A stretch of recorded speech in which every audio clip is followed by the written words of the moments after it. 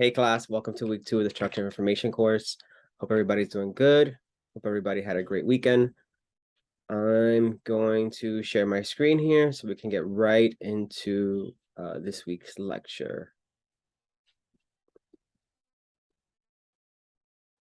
Alrighty.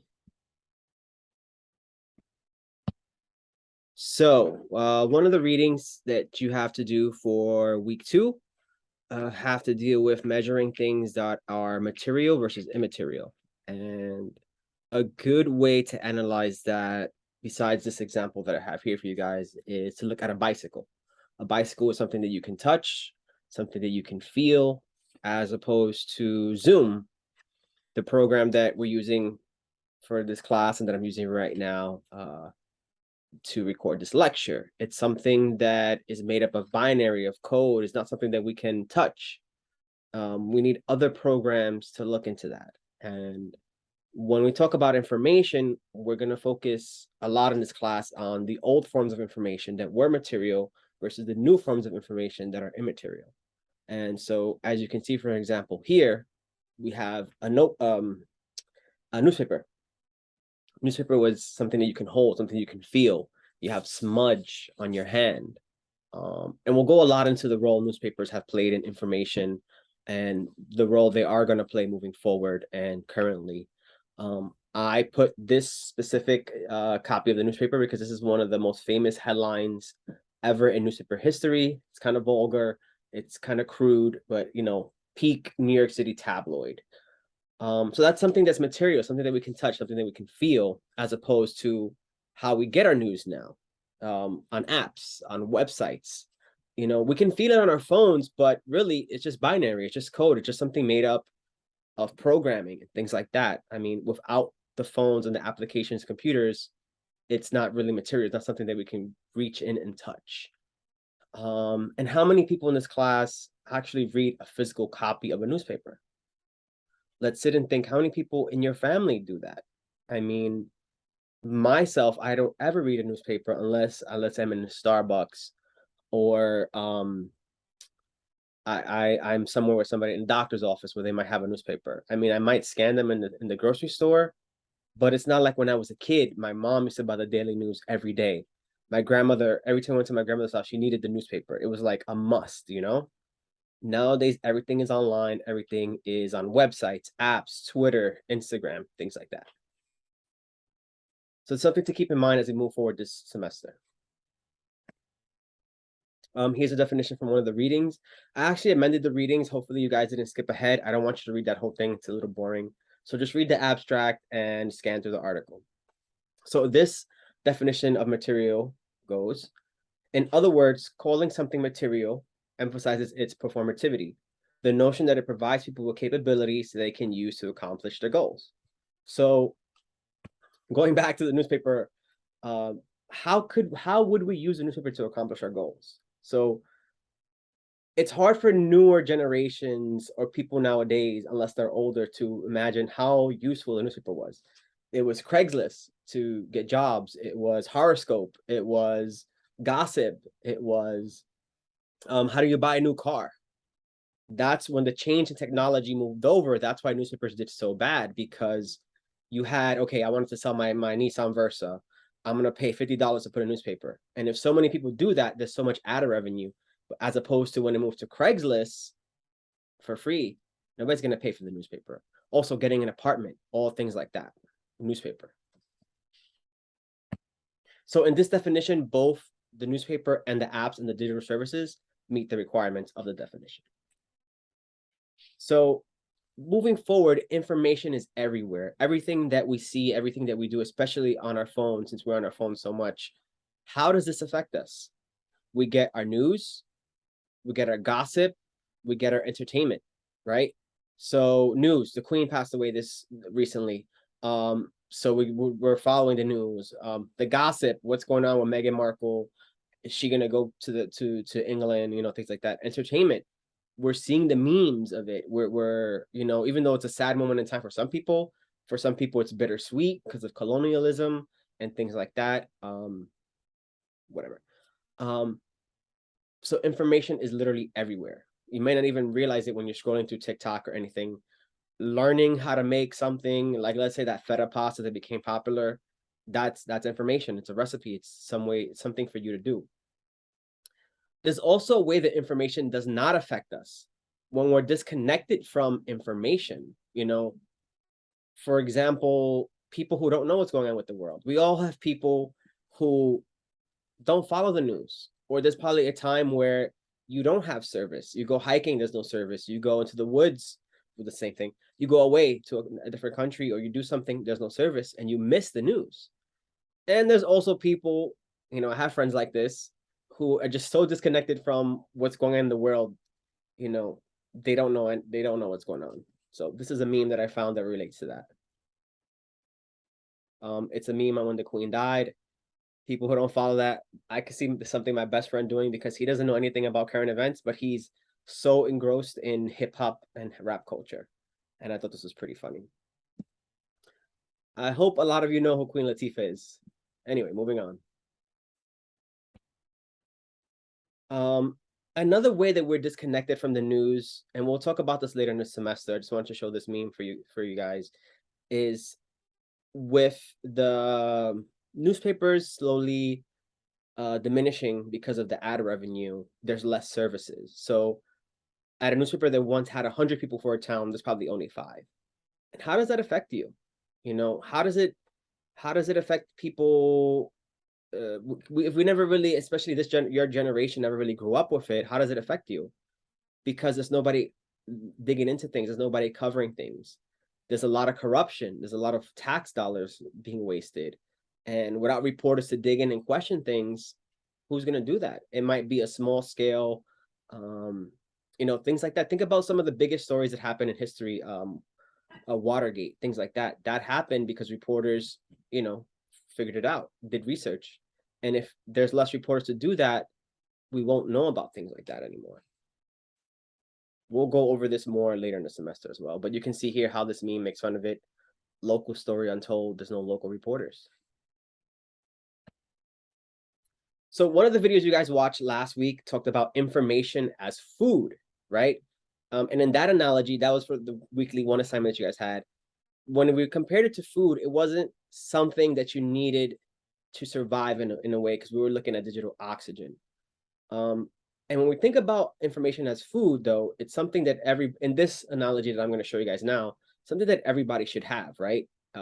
Information is a basic need nowadays. This is a tweet when COVID started 2 years ago, where everything moved online. For some people, not a big deal, everybody's connected. But for other people, it's a really bad thing.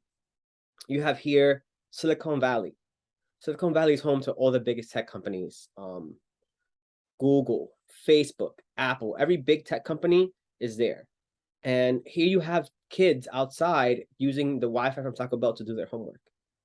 You would think in our society, and especially in that area, Wi-Fi should be free everywhere, but that's not true. There's a digital divide amongst different subsets of people. And this stat here says 40% of all Latinos don't have internet access. So it's sad to see in this day and age, when people had to go online to get their schooling, what they had to do. So in that bubble of this example, let's go outside of that. Let's go across the world. Kids in the US, even with this struggle, what about overseas where they don't have Wi-Fi like this? An interesting stat that I love is that people have more access to mobile phones than running toilets. Because in many other countries, you can get a cheap Samsung phone for $50, $100. But a running toilet is going to cost you hundreds to install plumbing in the rural areas. I've traveled in some of the remote places in the world. I remember I crossed the border from Thailand to Myanmar. Myanmar is like stuck in the past. And the girls in front of me were using mobile phones, cheap little mobile phones, looking at YouTube. And I was so amazed. Like, we're in this little boat made out of like wood that's probably going to sink, but everybody's connected. But in a way, not really, because those mobile phones, they couldn't watch this video. It wouldn't support this type of thing. Maybe they could watch a small YouTube clip or a Facebook clip, but They couldn't do their homework on the phone. So here's another stat that relates to that. Before the pandemic even struck, US Pew Research Center, very good resource for you guys. You should use this for your infographic project later in the semester. 57% of Hispanic adults said they own a computer laptop compared to 82% of whites. About a quarter said they had smartphone-only access to the internet. Nearly 40% of Latinos did not have broadband internet access at home, and 32% did not have a computer. So this was something that I saw years ago in New York City public housing. This was a truck that would go around, and there's literally like desks and computers in there because kids who had to do homework from school who didn't have internet and summer school, things like that, they had to, this is the way they had to get online. Recently, they passed a law where if you can't afford the internet because it's such a universal need, and it's how we get everything now. It's how we get all our information nowadays. There's a new low income program where you can get free internet through the companies now. The government has finally subsidized computers, not computers, the internet. So what do you guys think about that? Do you think, A, that's good, B, that's bad? Do you think, hey, why do people get, they have this logic now, a lot of people in the States, oh, why do people get stuff for free? But how is it different from a public library? It's both information, it's a public good and need that everybody deserves. So how much information is actually out there? Here's statistics from 2022. Every minute on the internet, but this is insane, 404,000 hours of videos people watching, 347,000 stories, 41 million messages shared on WhatsApp, Spotify. This is all the apps that we all use: Spotify, Netflix, Instagram, TikTok, 2,000 installations every minute, Amazon, 6,000 packages this is every minute in 2020. This has grown. Another way to look at this is super interesting is in 2017, 90% of the data in the world has been created in the last 2 years alone at 2.5 quintillion bytes a day. I don't even know what quintillion is, but I'm pretty sure it has tons of zeros. But imagine all the data. We're talking about libraries full of books, of resources, catalogs, all those things. That means nothing. Most of it, 90% of it, was created in the last 2 years, and it's mostly digital. Probably all digital besides all the old forms of media. So since there's so much information, there's so much data, it affects us, right? Isn't there such thing as information overload? How do we know what is right, what's correct, what's BS? It's hard for us because in the days of our grandparents, it was easy for them. They didn't have phones.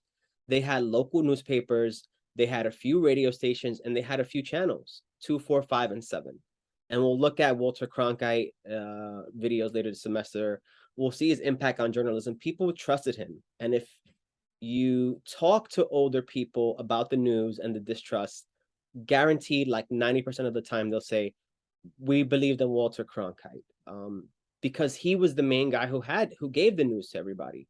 He was the one voice that adhered to journalistic standards and could be trusted, as opposed to hopping on Twitter and taking news from Joe Schmo who swears he knows everything. That's another big problem with news, and we'll look at that this semester as well. Just think about how many resources you have on your phone. If we look at our phone, excluding the internet, let's just go to apps. We have weather app. I'm excluding the internet, just at the apps. We have weather, we have Gmail, we have our money. There's just so much on our phone. Sometimes it gets overwhelming. Here's some more stats about the internet. So in this 1 second, let's go. And it was amazing that people are still using Tumblr. I don't know if you guys know Tumblr. So in this 1 second, there was 1,100 Instagram photos uploaded. And since opening this page, you can see it's going up and up. Tweets.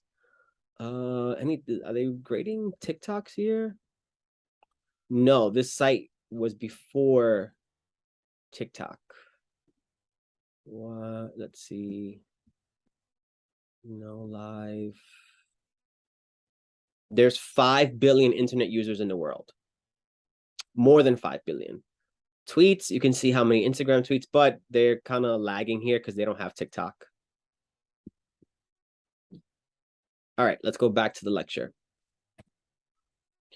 So when we look at news and information, we have to understand there's two different types. There's prepackaged versus non-packaged. And prepackaged is that old legacy media that we've been talking about. It's a news channel tweet, something that's thought of and put a lot of effort into proofing and everything like that. It's a book, it's a magazine, it's a film. It's something that adheres to a certain certain rules and regulations. You can't just put out any film. It has to go to certain regulations like the ratings and things like that, as opposed to non-packaged information, which could be live interviews. It could be citizen tweets, which I could say whatever I wanted. Oh, that thing behind somebody's house looks like this and look Bigfoot there, right? How true is that? As opposed to the news channel tweet, who they had to adhere to truth standards. And as we look more into this is how the internet and information and people understanding information got into really big trouble. People thought what they saw on Facebook written by anybody was true. And then we have on the street video, this non-package is you recording something. Here's a funny video that I saw the other day. Hold on, let me turn the volume on.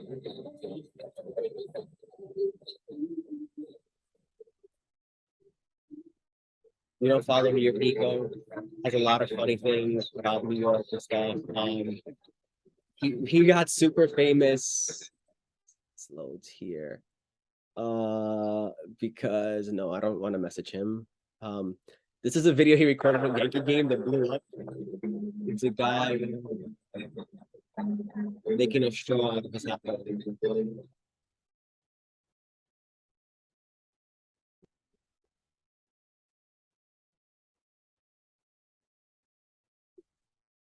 Yeah, crazy. So that's on the street video. It's something that you see randomly and you record and whatever. And that's not packaged. That's not something that the news or film or TV sets up.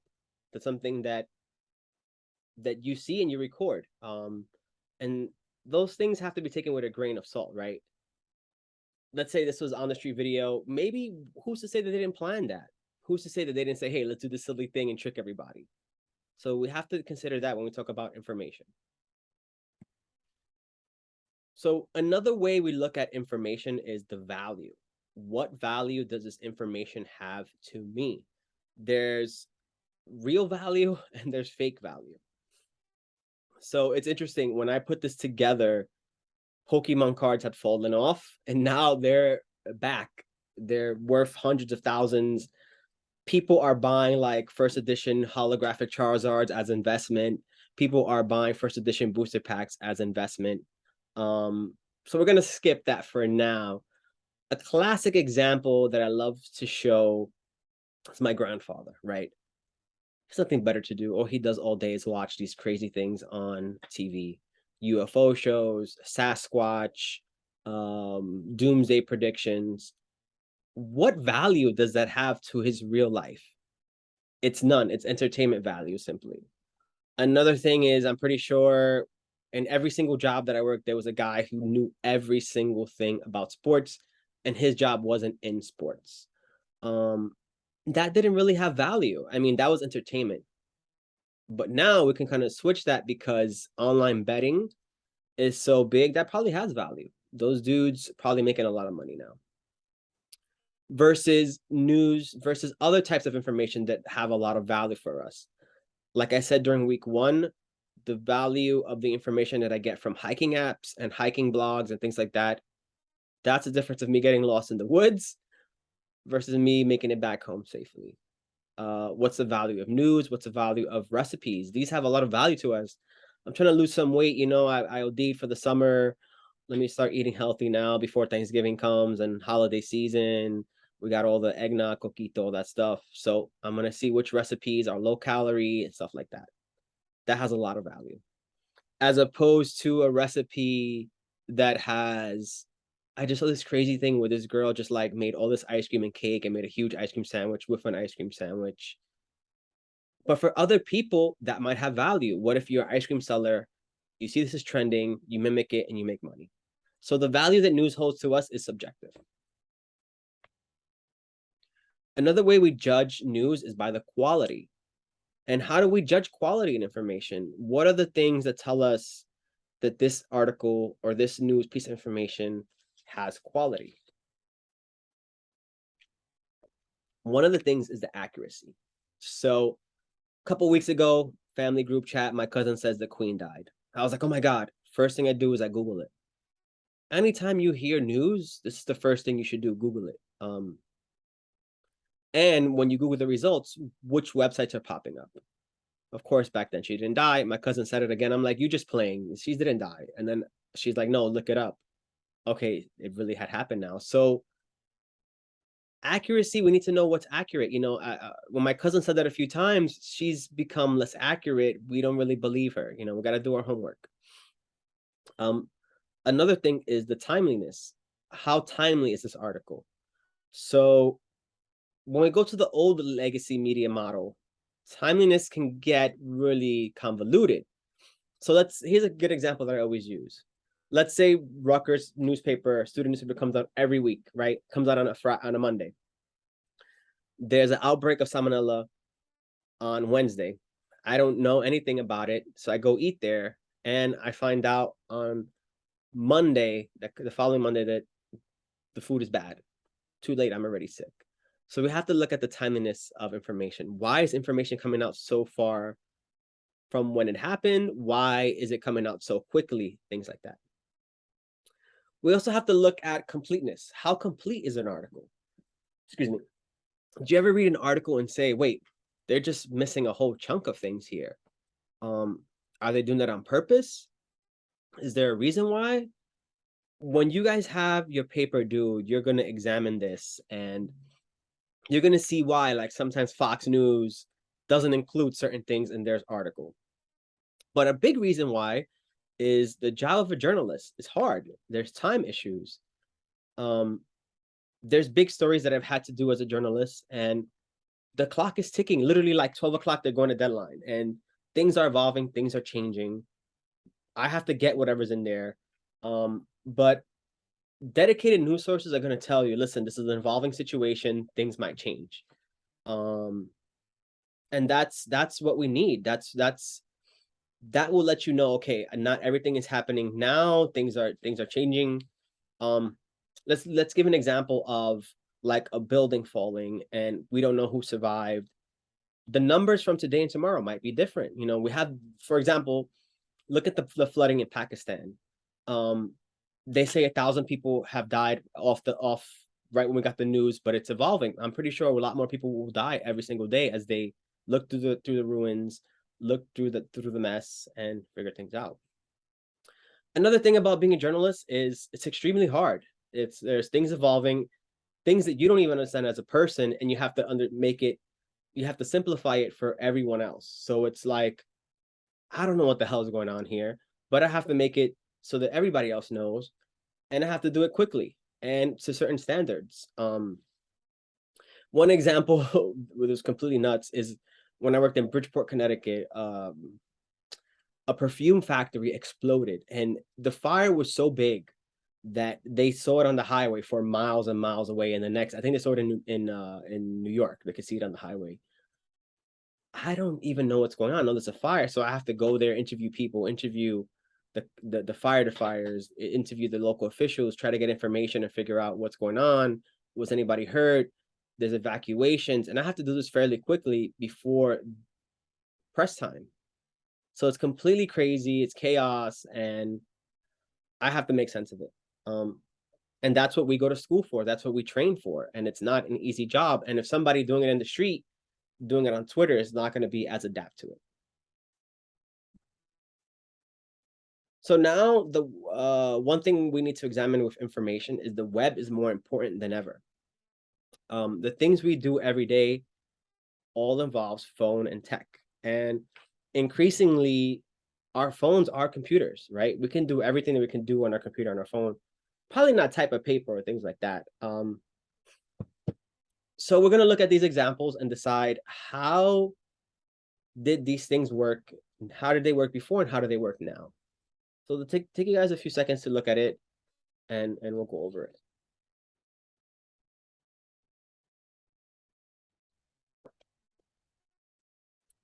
So let's say a couple years, not even. Every time I do this, is the age is getting further apart. Let's say 20 years ago, how would you keep in touch with your grandmother overseas or something? You would get these things. Anybody knows what these are? These are bodega calling cards. I remember when I was a kid, this is this is the one, the bosses also, they also have crazy names. Like there's one called Biscocho. My grandmother was like, "Give me the Biscocho one. Take a few dollars to the bodega, call your family in Ecuador, scratch it off." You would also go to these little travel shops that had these little phone booths and call, and you would charge per minute. That doesn't even exist anymore. You use WhatsApp, you use Skype, you use FaceTime. Complete world. Think about all the jobs, the money that has transformed with that. How do you find information to a question and prepare to research a paper? Off the bat, Google, right? But back in the day, we had to go to the library, go through this little stat card, and I'll show you in week 3, look for information. It was such a pain. Thank God for Google and the computers. How do you create a soundtrack for a walk? Before computers, before, a lot of you may remember, I used to get LimeWire, download illegal tracks, load it to the iPad, or to the iPod, sorry. I'll burn it to a CD. Even before that, we would take a tape player, get a tape. You would have to wait on the radio all day to hear your favorite song. Some people say that my generation is the last generation to really be involved in this huge shift, because when I was a little kid, I would do that. I would buy these blank tapes at the discount store, put them in the radio, and I would wait for a while to hear my favorite track, then record it. And it'd be all bootleg. It'd be like some of the song in the beginning, some of the song in the end. Now Spotify, Apple Music, everything's there. How did you go about seeing entertainment 20 years ago? Blockbuster. Go to the movie theater. Now, just watch Netflix, watch Disney Plus, all these app services. How did you present information about yourself to your family, friends, and future employers? You had a paper resume, which still exists, but increasingly they're all online. LinkedIn, you have professional websites. Those who wish to further the DCIM minor, you can take the capstone course where you create a digital project and your professional website. Here's a meme. Today's kids don't know the struggle. Guy driving around with probably like 200 CDs there. Big CD notebook. And we went from that to iPods. I remember I was so devastated. I had so much music on my iPod and I lost it one day and all the music was gone. I was heartbroken. And now Spotify, everything's there. You can't lose it. Even if you lose your phone, everything's backed up to the cloud. If it's so convenient, it's so good, it's so easy, as opposed to this. So this is just a little thing that I found about how the storage media is evolving. This is the old, like 1970 huge computers. We had floppy disks, we had CDs, we had thumb drives, and now we're all in the cloud. I haven't used a USB drive in years. I remember everybody had one. Everybody had cool ones. They had Air Jordan ones. They had Star Wars ones. That was like a symbol of like your characteristics. What did you like? You had these special thumb drives. And one thing that I thought was super crazy is I saw the other day the microchips. Well, if you have iPhone, you can't really do it, but in the Android phone, you could put those micro SD cards. They were selling one for a terabyte for like $20. I couldn't believe that the storage had gotten that far because when I was a kid, I remember I had a digital camera, and the digital camera, the chip for like megabytes was $200. So technology is always evolving, getting better, getting easier, getting quicker. And now we don't even use those things anymore. We have the cloud. So more early internet history. This is the first website. This is all it is. The internet was created at a bunch of universities, part of the Department of Defense, to send packets of information, and they needed something to host it, and this is what it was.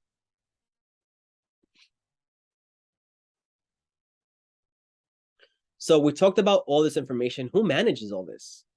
Who says that this is right and this is wrong? We have webmasters, editors, professors, librarians, and more algorithms. Algorithms tell us what we see and what we don't see online. And it's crazy. The algorithms are getting smarter and wiser. It shows us what we see on Netflix. I hate, me and my family shares Netflix, right?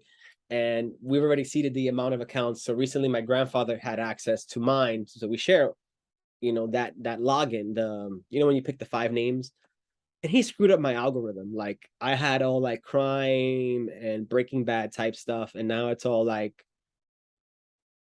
vampires. And I'm like, I don't watch this. So more and more, who manages all this information? It's a few rich people, sadly. Jeff Bezos, Bill Gates, Elon Musk. There's a lot of money behind tech, and they're all managing it. Why did Elon Musk want to buy Twitter? Because he said the way they were managing the tweets, they were violating freedom of information. They were not letting people say what they wanted to. And you can come to your own conclusions about that. A lot of people were upset that he was going to allow certain things on there. And it's very controversial, and it still hasn't gone through. They're fighting it in court. Who knows what's going to happen? So let's look at one, and I had to update this because just last year it was different. Let's look at one big media tech company that you all use. And I've can successfully say I've avoided TikTok forever. You can throw tomatoes at the screen now. I'm one of those people. And even though I've avoided TikTok, I can't avoid it because they just repost it on Instagram. They repost on everything. Instagram, YouTube. It's interesting because when we did that discussion last week, a lot of you were using TikTok-esque YouTube clips. Everybody has reels now. They just bite off the whatever app is popular. They stole stories, they stole the TikTok feature, they stole the Snapchat feature. So anyway, let's look at TikTok. It's owned by ByteDance. It's been in the news a couple times because the US government has warned that the Chinese government has access to our information. Who knows? It's valued at $275 billion. 36-year-old co-founder made $16 billion. That was a few years ago. Who's the number one person on TikTok? Who's the number one Instagram celebrity? Social media celebrity in the world? Cobain. If you don't know, he's a guy that always does this. Here's some of his videos.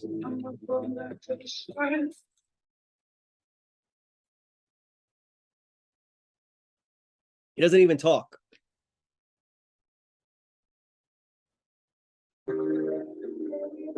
This is how he became famous. One of these like videos of like stupid things on the internet and like something funny.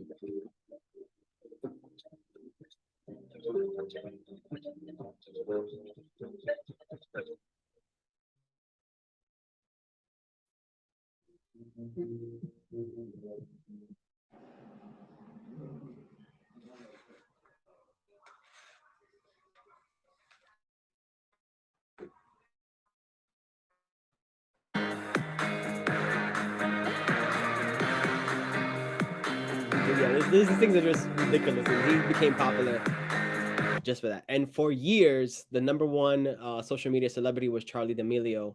She got overtaken by him. This guy's more popular than Justin Bieber, Taylor Swift, and her. He's got 140 million followers combined. He makes $4 million a year. He's got commercials, sponsorships, merchandise. And it's crazy because it's a good thing because he comes from poverty. He's a refugee. If you learn his story, he's a refugee from Senegal and he had to flee to Italy. And so it's cool how technology has given lots of people from all over the world opportunities for advancement. So we all post information, and where does our information go? In the old model, it would disappear. Like when I started doing journalism, I had to take extra copies of the newspaper, clip them out, laminate them, hole punch them, put them into a notebook, and when I would go to an interview, I would save them and hey, here's my clips. Now they're just PDFs. Your old phone number would disappear. Your old book would disappear. That old playlist, the old CDs, it's gone. Your photos. Let's say there's a fire in your house, everything is gone, right? Not anymore. It's all online. Your Facebook memories stay online. Your old post, and that information is not only stayed online, it's shared, it's remixed, it's commentated on, things like that.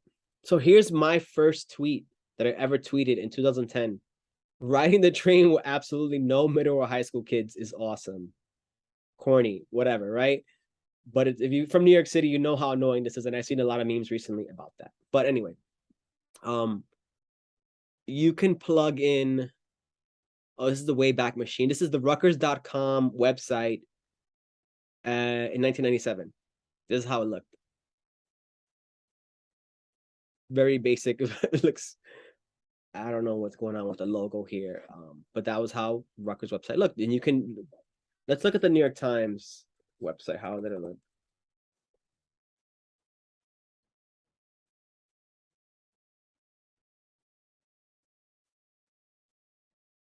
No, that's not it. Let's see Google. What is going on here?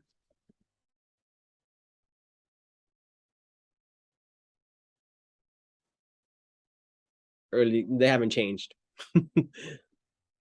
All right. So going back to this embarrassing, cringy tweet that I posted a few weeks ago, a few already 12 years ago. Let's do the week 2 activity. Attention, the week 2 activity for the people who are just scanning this video just to do the week 2 activity. I want you to Google your name or search a social media posts from the past. Pick a post or info you wish it wasn't there and why. Give me one paragraph, not even a few sentences. Maybe you got, throwing up the middle finger with your middle school buddy. Maybe you dress weird. Maybe you went to a concert that was kind of cringe. Like, I don't know. Things like that. Let me know. Moving on. So there's 3 approaches to the definition of information. First one is information is the pattern of organization of matter and energy. Second one, information is the difference that makes a difference. Yeah, these are textbook stuff, guys. And the third one is individual cognitive and subjective understanding is conditioned by society and culture. What that means is me and you can see the same information, but we'll determine different things from it. What does that mean? So how do you take that information? How that information is ingested might lead to 2 different results among different people. One example is the kneeling during the national anthem. Everybody takes this differently. Some people are for it, some people are against it. It's such a controversial thing. And just that information that I give you, it's going to set off a whole range of emotions and things like that. And as a side note, lots of things can hold information. Nature holds information. I like watching this show where this guy gets thrown in the middle of the jungle. I don't know what's the name of it. Survivor. So I don't know what it is. It's this crazy dude that just goes into the middle of the jungle. He doesn't even wear flip flops or nothing, and he has to decide how to get out of there. And he was like studying the leaves and what plant he could eat and make shampoo from I don't know. So nature holds information. Body language holds information. You know when somebody's not feeling you. You know when somebody's just grumpy and not to be messed with. African drums used to hold information. The beat would tell stories. There's a such thing called Peruvian rope, where the Incas would tie certain knots a certain way and it would tell a story. And sign language holds information. Here's a funny video that I found related to sign language.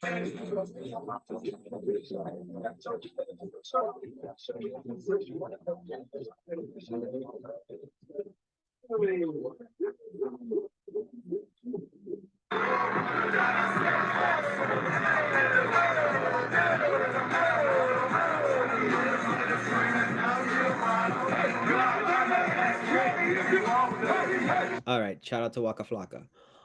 Interesting, when I was in grad school, I did a project, visual project, where I spoke to a deaf rap group, and they were conveying lots of slang language to me, which is they would make up their own. It was not in the sign language uh, ASLL, the definitions, but they would make up their own things. So nowadays, data is huge. We always hear about data, but what is data and how does it relate to us? So data is the raw information given to help create information. So if we look at a story written in a newspaper, what's the data the journalists take in? They take in interviews, they take in police reports, they take in old stories, they take in stats. And even writing a routine thing about a shooting in a major city, it would always be like, this is the 35th shooting of the year, the 7th homicide, blah, blah, blah. Last week, another person was shot on this boulevard. I would take in the police report, I would go to the scene, and I would interview people. So that's the data that journalists use to recreate a story. Now, computers use data. They use algorithms. They use cookies. They use your location. They use what were you looking at last. That's the data that computers take in.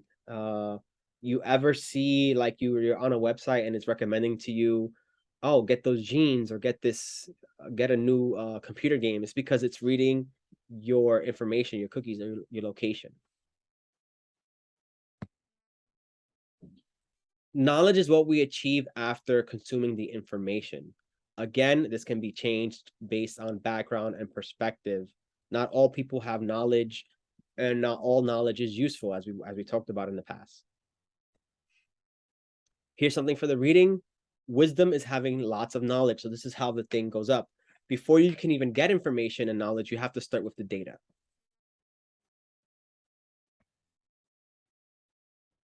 And we're in an information society. We have always been this way. There's always been information. We have cave paintings that told us of animals, of hunting and things like that. But with the rise of technology, it has exploded. Another concept we need to think about when we look at information are the degrees of information. Different degrees of information gathered by each of us. If we were tasked to interview a subject, it would be different. Let's say we each had to interview a killer or somebody for a story. Sorry, killer's drastic. The information you got out of somebody would be different from the information me, a trained journalist, would have got out of somebody, as opposed to the information an FBI investigator got out of somebody.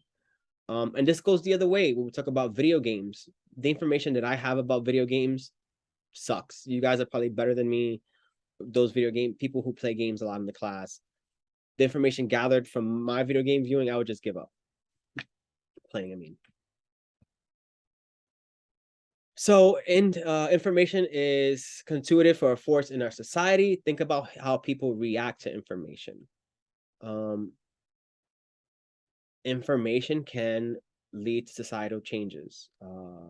And here's a few big examples. George Floyd. When George Floyd was killed by the police, people protested. People were up in arms. People wanted to change. That led to something that people want to change society.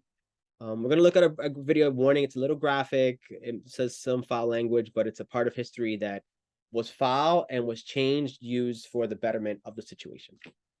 You can skip ahead if it bothers you.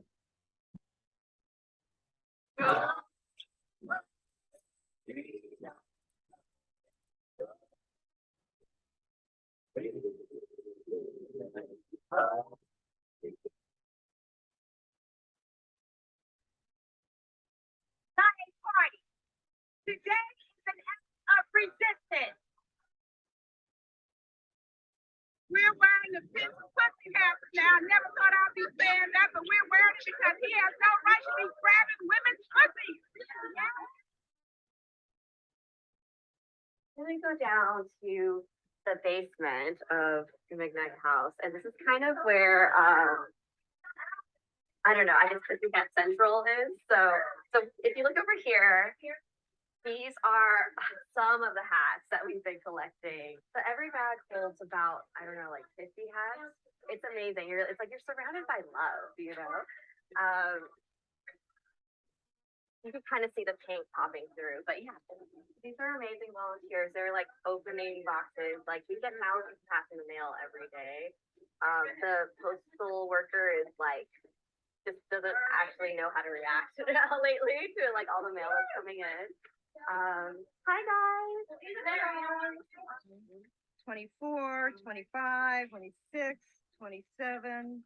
When news of the Women's March came up, I knew immediately I would go. Like I booked my flights, all that stuff. But I wanted to do something more that could help the movement. And I couldn't really think of anything until I realized as an LA girl flying out to DC, I would be really cold. I figured if I, as a beginner knitter, could knit a hat, then anyone could. And that's when it really clicked that, like, if we release the pattern, women everywhere can knit these hats. And it would create this beautiful sea of pink at the march.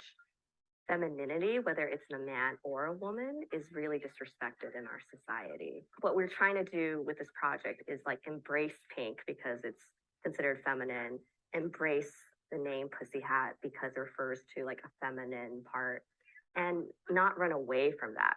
Does anyone have a favorite note of the day yet that you've encountered? Still waiting on the Equal Rights Amendment and a female president. All right, you guys can Google the headline there, watch the rest of the video. But this was in response to a derogatory comment that former President Trump was found saying on a reality TV show. You can look it up as well. Another thing that I wanted to show you that was crazy.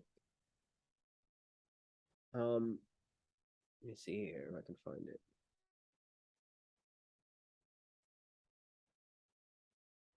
So here we go. This was recently, Sri Lanka had very bad inflation, and they found that the president was corrupt. He was, all this stuff, and they went to protest, and they bombarded his house, and they're literally jumping and playing in his pool. So information forces us to change, Information forces us to do different things, to act. And this is just insane. They're just like partying in this pool. All right, let's go back to, back to the slides. All right, so that's it for this week's lecture. I hope you guys enjoyed it. Send me some feedback if you guys have any other examples. Good luck on this week's assignments. I'll be grading last week's assignments and giving feedback. And I look forward to next week's lecture. Have a good one.